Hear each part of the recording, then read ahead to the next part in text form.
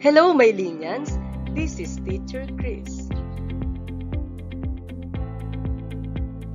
And today, we are going to discuss the two types of modal verbs of obligation. This video tutorial is based on your learning activity sheet in English 9 Quarter 1, Week 4. So, bring out your learning activity sheet and turn your learner's module to pages 496 to 497. Our learning target for this session is express permission, obligation, and prohibition using modals. Before the lesson, let's have some warm-up questions. I have here two questions for you to answer.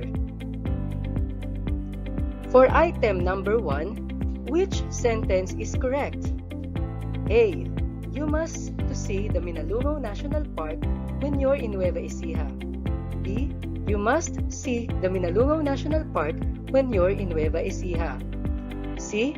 You have see the Minalungaw National Park when you're in Nueva Ecija. Timer starts now.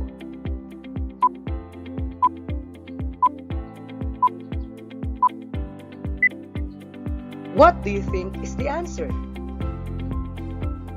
Excellent! The answer is letter B. You must see the Minalungaw National Park when you're in Nueva Ecija. For item number 2, which sentence is correct? A. You should going and ask a doctor about that. B.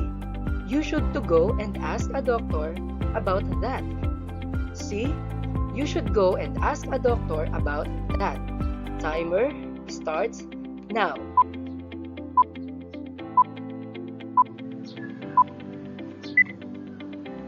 What do you think is the answer?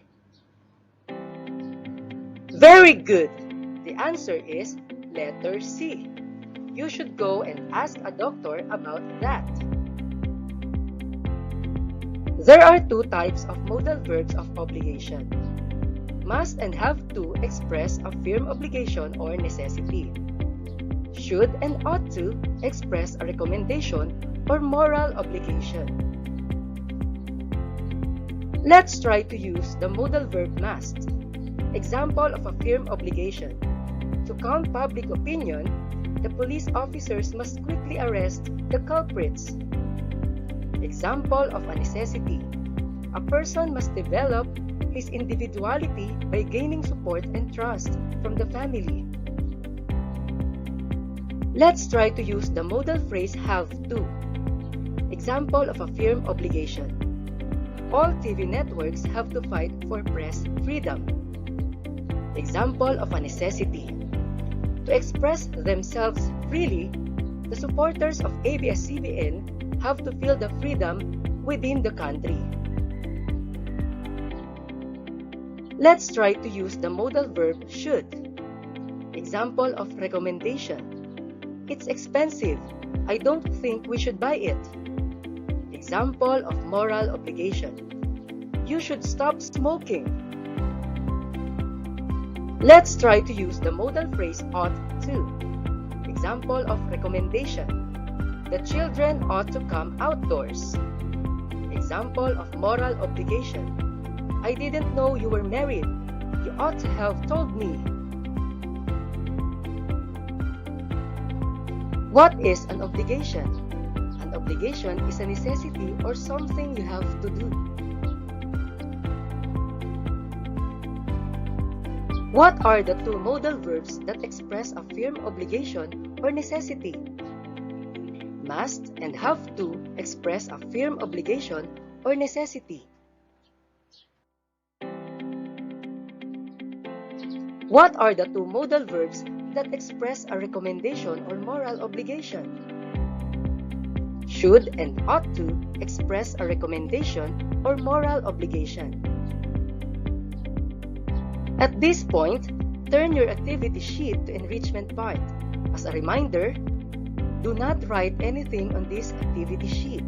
Write your answer on a separate long band paper. For enrichment activity 1, you have to fill in the blanks with the correct modal verb of obligation. For enrichment activity 2, read each sentence and choose the letter of its best meaning. For enrichment activity 3, you have to correct the mistakes and revise the following sentences. For enrichment activity 4, you have to write the words in the correct order to make sentences. And for the wrap-up activity, choose 2 rules that are true in your country, city, home, school, or any other place you know, and express your frustration and annoyance with them by using modals of obligation. Possible topics are already given. I hope you learned something today. If you have questions or clarifications regarding the topic we discussed, feel free to contact your subject teacher through text and call, or post your questions in your official Facebook group or page. Thank you for watching. Don't forget to like and subscribe.